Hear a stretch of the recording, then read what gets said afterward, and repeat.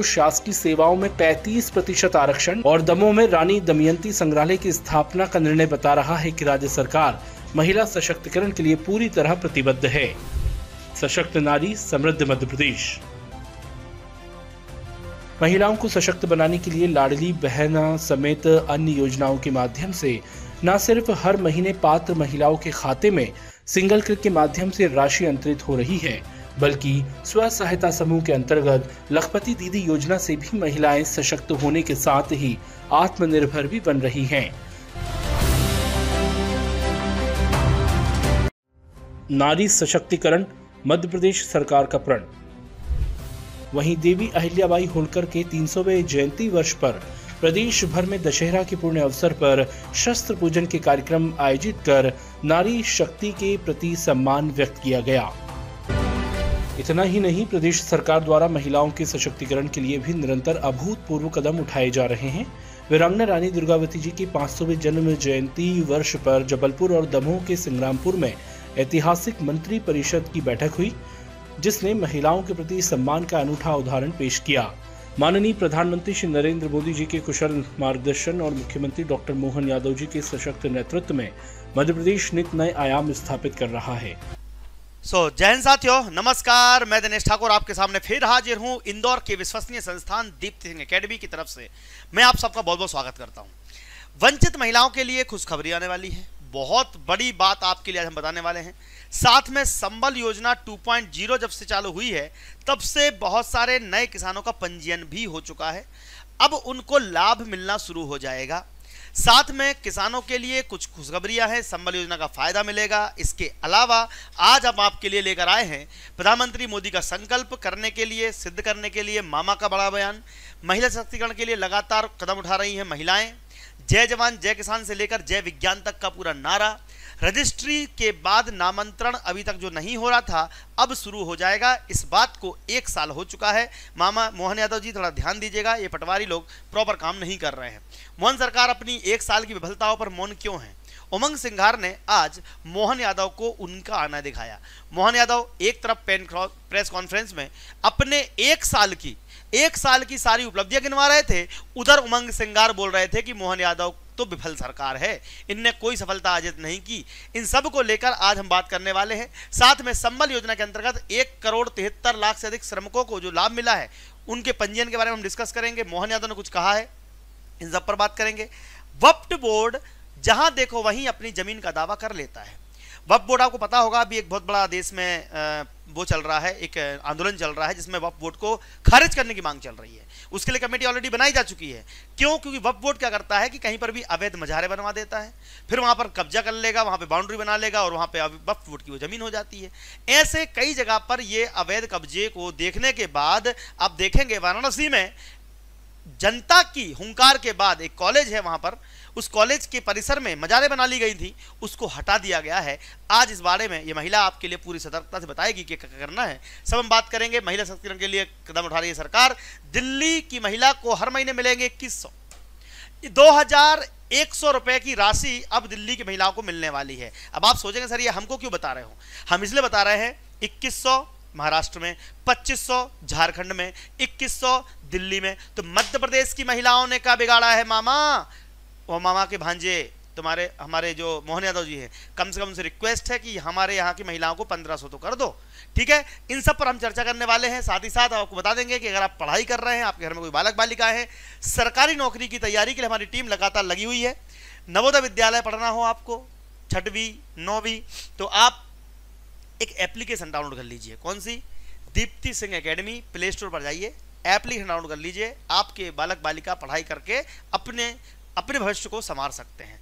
तो चलिए शुरुआत करते हैं आज बड़ी खबर से। सबसे पहले हम बात करेंगे दिल्ली की महिलाओं को 2100 रुपए मिलेंगे, लेकिन अभी कितने मिल रहे हैं?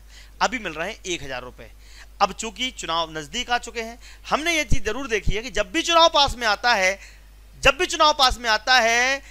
कोई भी सरकार बनाने के लिए महिलाओं का यूज कर रहा है। अब आप देखो, अगर इनको देना था तो पहले दे देते, अब चुनाव के बाद देंगे 2100 की, कुछ चुनाव जिता दो। अब वहां पे बीजेपी जाके क्या बोलेगी? हम देंगे 2500। इसी चक्कर में पूरी मुफ्त की रेवड़ियां यही बांट रहे हैं। अब देखिए मुफ्त की रेवड़ी विरोध करने वालों को क्या है, 2100 रुपए मिलेंगे दिल्ली की महिलाओं को, उसके बाद हम देखेंगे मध्य प्रदेश की महिलाओं को। ये ऐलान मैंने इस साल मार्च के महीने में किया था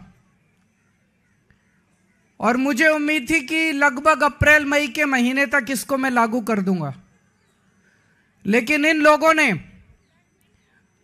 दुर्भाग्यवश फर्जी केस करके मुझे जेल भेज दिया। जेल में मैं 6-7 महीने रहा और जब लौट के आया तो लौट के आने के बाद से मैं इस स्कीम को, योजना को लागू करने में आतिशी जी के साथ लगा हुआ था और मुझे बेहद खुशी है कि हम लोगों के मेहनत से, प्रयासों से तो मध्य प्रदेश की जो महिलाएं हैं अब उनके लिए तीसरा चरण शुरू होने जा रहा है। अब मैं आपको एक बात बता दूं कि जैसे दिल्ली की हर महिला को मिल रहे हैं कितने 2100 रुपए, तो मध्य प्रदेश की जो महिलाएं हैं, मध्य प्रदेश की महिलाओं के लिए 3000 रुपए का वादा किया गया था। अब 3 रुपए वादा किया गया था, अभी मिल कितने रहे हैं? अभी कितने मिल रहे हैं आपको? अभी मिल रहे हैं आपको मात्र 1250 रुपए मिल रहे हैं। अब 1250 रुपए जब आपको मिल रहे हैं तो इसको जनवरी में, अब आपको मालूम है तीसरा चरण शुरू होने वाला है, उसमें अविवाहिता महिला को भी जगह दी जाएगी। यानी कि जो तीसरा चरण शुरू होगा, कौन सा चरण शुरू होगा? तीसरा चरण। तीसरा चरण की रूपरेखा ऐसी है कि लाडली बहना है ना, लाडली बहना, लाडली बहना। अब तीसरे चरण में रूपरेखा ऐसी है कि अभी आपका 11 तारीख से लेकर 26 जनवरी तक एक जन कल्याण अभियान चल रहा है, उसमें सर्वे किया जाएगा। इसमें सरकारी कर्मचारियों को, जैसे मास्टर हो गए, आपके पुलिसकर्मी हो गए, आपके ये जो क्या बोलते हैं इसको, शिक्षक वगैरह होते हैं ना, और ये अपने जो डॉक्टर्स में जो नर्सिंग में काम करते हैं, सब लोग मिलकर संचयो हो गए, इन सब की टीम बनाई जाएगी और आपके घर का जाके सर्वे किया जाएगा। जो लाडली बहनाएं छूट गई हैं, जिनने फॉर्म नहीं भर पाया है, गलती से लाभ प्रत्याग कर दिया था, उनको फिर से फॉर्म भरने का मौका मिलेगा। तो जब तीसरा चरण शुरू होगा तो मैं रिक्वेस्ट करूंगा, ये मेरी खुद की पर्सनल प्रयास है कि तीसरा चरण शुरू करने के लिए हम लगातार पिछले 6 महीने से ज्ञापन दे रहे हैं, कलेक्टर को बोल रहे हैं, सबको बोल रहे हैं। तो यहां पर 3000 रुपए की जगह पर अब हम 1500 रुपए कम से कम जनवरी से चाहिए। अब जितनी भी लाडली बहनाएं जो पहली पुरानी है या नई ऐड होने वाली है, अगर आप लोग चाहते हैं कि 1500 रुपए मिले तो इस चैनल को सब्सक्राइब कर लेना, क्योंकि 25 तारीख के बाद एक सम्मेलन होने वाला है इंदौर में, उसमें सारी लाडली बहनाएं जुटेंगी और अपने हक की मांग 1500 रुपए करने वाली हैं।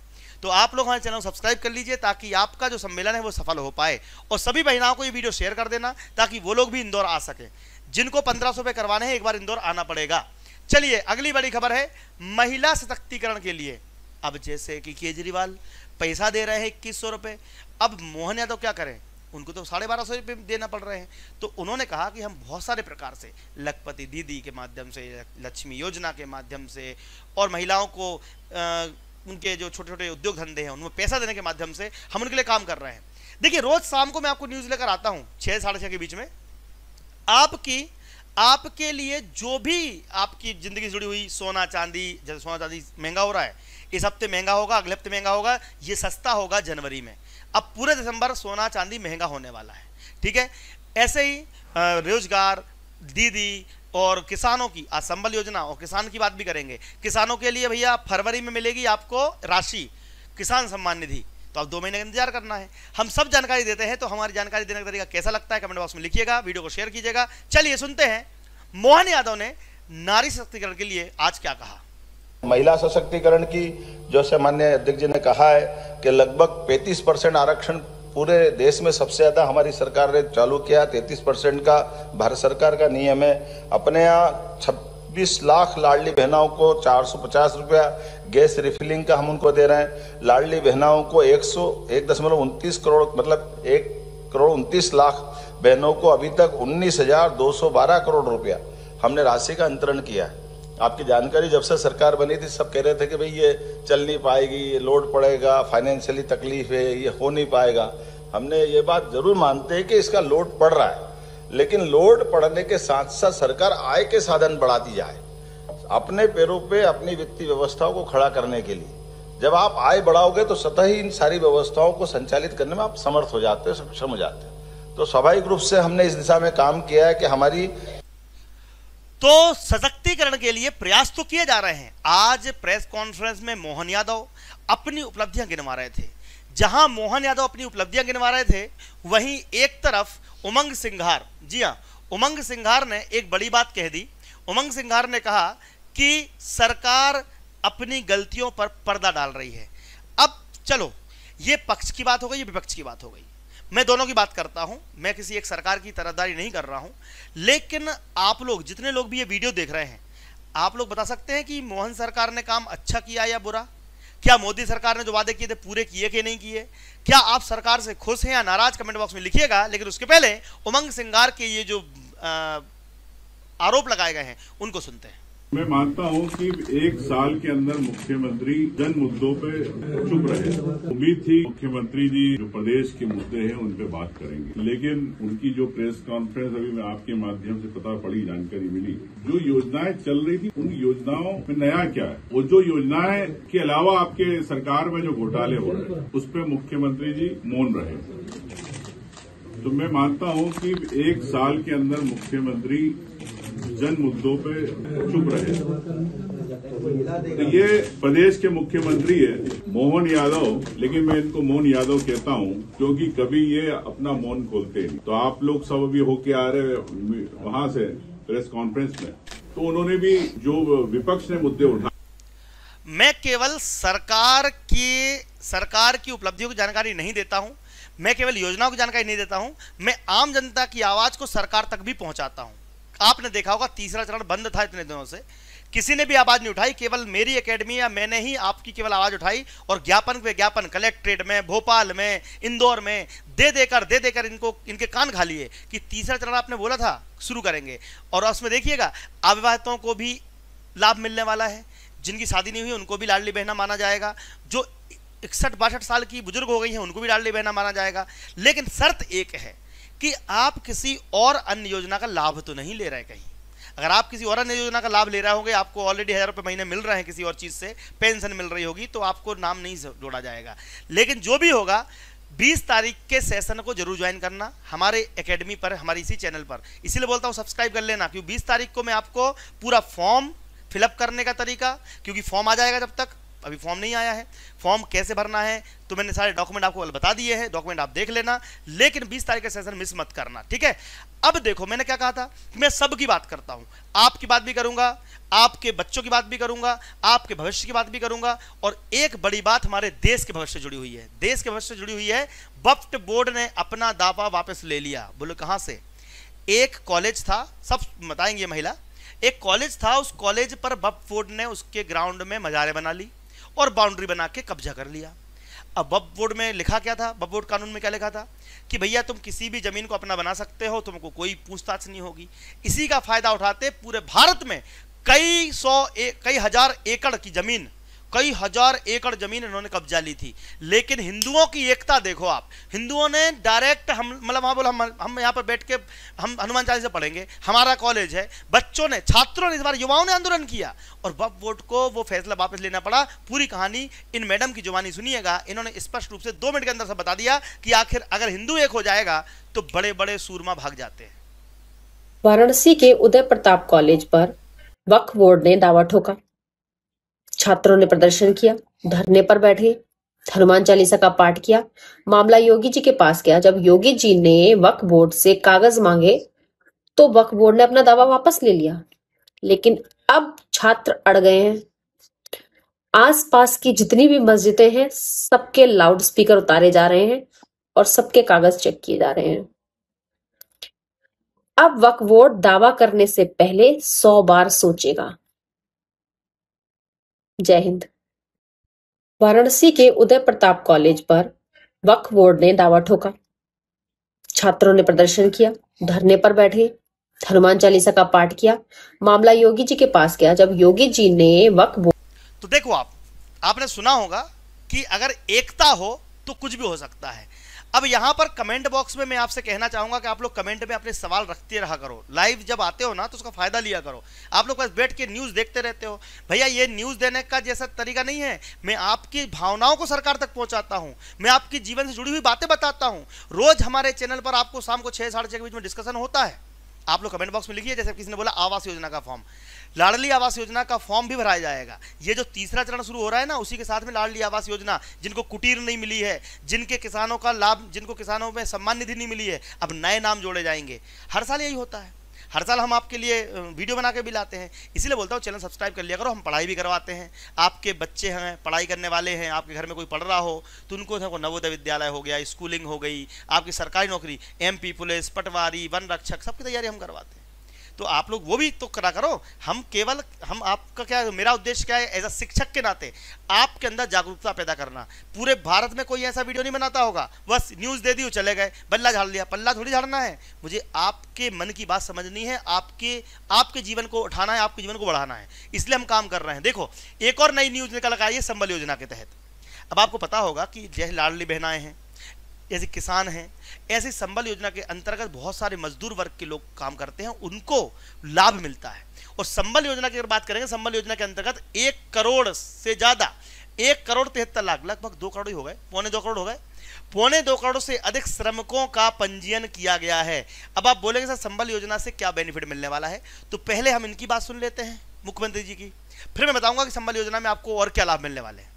जितनी भारत सरकार की स्वनिधि योजना, संबल योजना के माध्यम से 1 करोड़ 73 लाख से लोगों का पंजीयन हमने किया, जिसमें 40,000 से अधिक लोगों को 895 करोड़ की राशि का 1 साल में हमने वितरण किया है। सामाजिक सुरक्षा योजना, प्रधानमंत्री आवास योजना, स्वामित्व योजना, जिसमें 24 लाख लोगों को भू अधिकार पत्र हमारे द्वारा दिए गए हैं। वोकल फॉर लोकल से लेकर के ऐसे कई सारे हमारे अपने प्रयोग चल रहे हैं, जिसके आधार पर सरकार ने अपनी गरीब कल्याण की भावना का जन प्रकटीकरण का काम किया है। किसान कल्याण के कामों की माननीय हमारे PD शर्मा जी ने बात कही है कि हमने साइबर तहसील के माध्यम से पहली बार दस्तावेज पंजीकरण देश के अंदर पहली बार हुआ है। इधर आप रजिस्ट्री कराएंगे, इधर अपने आप पटवारी, वो ग्वालियर में हो, रीवा में हो, सागर में हो, इंदौर में हो, रायसेन में हो, अपने आप यहीं से साइबर तहसील के आधार पर अपने आप नाम चढ़ जाएगा।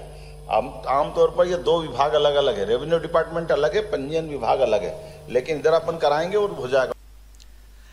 अब आप सोचेंगे कि मुख्यमंत्री ने संबल योजना के बारे में जानकारी दी, लेकिन सब लोग ये नहीं बताएंगे कि संबल योजना में होता क्या क्या है। देखो, अगर कोई मजदूर है, कोई BPL कार्ड धारक है, कोई मजदूर है, या कोई ऐसे लोग हैं जिनकी कोई स्थायी जो नौकरी नहीं है, इधर उधर खाना बदों से भटक रहे हैं, तो संबल योजना की मुख्यमंत्री जन कल्याण योजना के तहत पंजीकृत श्रमिक जो हैं, दुर्घटना में अगर उनकी मृत्यु हो गई तो बताओ, ना तो पेंशन मिलना है उनको, ना कुछ पैसे मिलना है उनको, तो दुर्घटना मृत्यु होने पर 4 लाख रुपए दिए जाएंगे, सामान्य मृत्यु होने पर 2 लाख रुपए दिए जाएंगे, स्थायी अपंगता होने पर 2 लाख रुपए दिए जाएंगे। ये लाभ दिए जाएंगे। जिनने संबल रजिस्ट्रेशन नहीं करवाया है, करवा लो। आपकी पात्रता क्या है, कौन कौन संबल में फॉर्म भर सकता है, इसका हम स्पेशल वीडियो कल बना देंगे। इसीलिए चैनल सब्सक्राइब करके रखना, वो लाल बटन दिख रहा है नीचे, वहां पर बटन दबा देना। तो स्थायी अपंगता होने पर आंशिक 1 लाख रुपए मिलते हैं। आंशिक अपंगता मतलब उंगली कट गई, छोटी सी कुछ टहनी टूट गई, कुछ भी हो गया। अंतिम संस्कार के लिए 5,000 रुपए। इतने गरीब भी लोग होते हैं जिनके पास 1,000 रुपए भी नहीं होते, ऐसे कई गरीब लोग हैं, उनके लिए सरकार 5,000 रुपए अंतिम संस्कार के लिए देती है।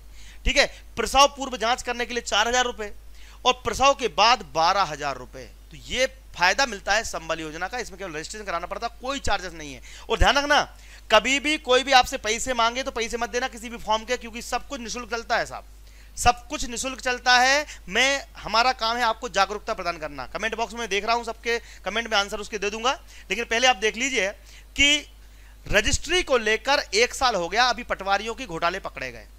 आप में से हर एक व्यक्ति को कभी ना कभी आप में से हर एक व्यक्ति का पटवारी से जरूर पाला पड़ा होगा, पटवारी से जरूर आपके 2-2 हाथ हुए होंगे, उनने आपसे जरूर पैसे पाए होंगे, घूस खाई होगी।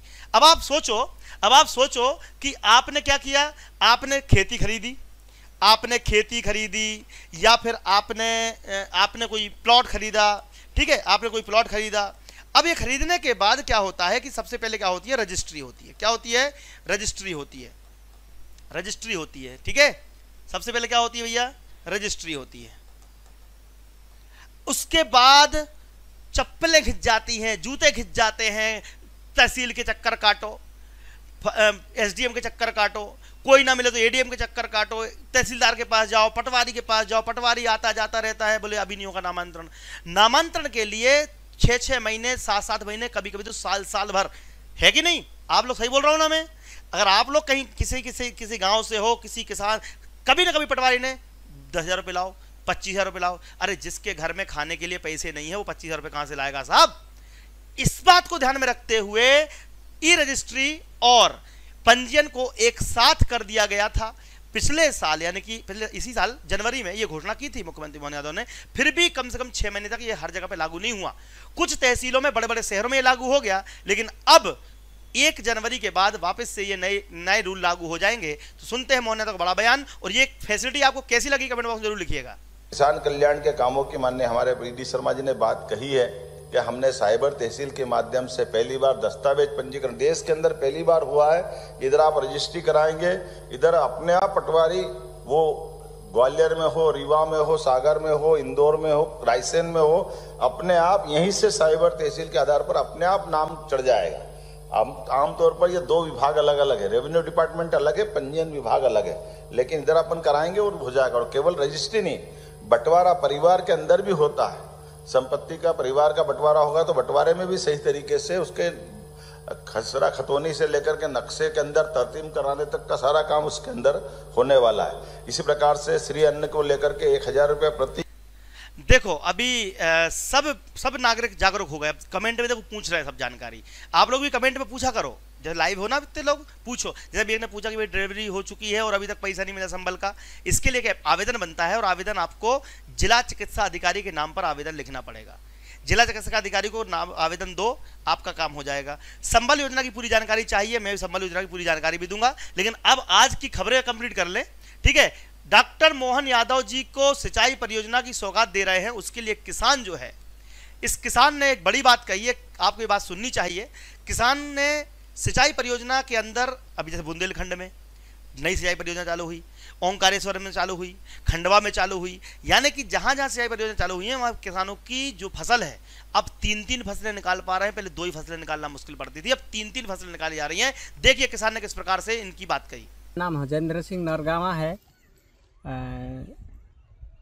ये सिंचाई योजना के माध्यम से अपने खेत में पानी आ रहा है, और उसके लिए मैं मुख्यमंत्री को धन्यवाद देता हूँ और आभार व्यक्त करता हूँ। नाम तो किसान बहनाएं सभी खुश, सभी निश्चिंत, लेकिन आप सबसे एक और रिक्वेस्ट रहेगी कि अगर आपके घर में कोई बालक बालिका पढ़ाई कर रहा है तो महिला पर्यवेक्षक, एमपीटेड वर्ग 3 या फिर कोई भी तैयारी करनी हो, प्ले स्टोर पर जाइए, दीप्ति सिंह एकेडमी जवाहर नवोदय विद्यालय 9वीं क्लास की फीस मात्र 1200 रुपये 1 साल, 600 रुपये में 6वीं क्लास 1 साल तक पढ़ो आप, कोई दिक्कत नहीं है, आपके बच्चे नवोदय विद्यालय में पास हो जाएंगे, निश्चिंत रहिएगा।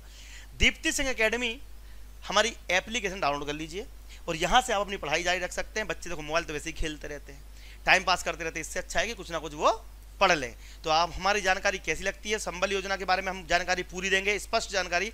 कल केवल संबल योजना के बारे में जानकारी दी जाएगी, फॉर्म कैसे भरना है और कैसे लाभ प्राप्त हो जाता है। तो चैनल सब्सक्राइब करके रख लीजिए, आपको सब जानकारी हमारी मिलती रहेगी, ठीक है। जय हिंद, जय भारत। वीडियो को शेयर कीजिए। आप देख रहे हैं मध्य प्रदेश का सबसे विश्वसनीय संस्थान दीप्ति सिंह एकेडमी, और मैं दिनेश ठाकुर आप सबसे विदा लेता हूं। कल फिर मिलेंगे शाम 6:30 बजे, तब तक धन्यवाद। जय हिंद, जय भारत। आपका दिन शुभ रहे। धन्यवाद।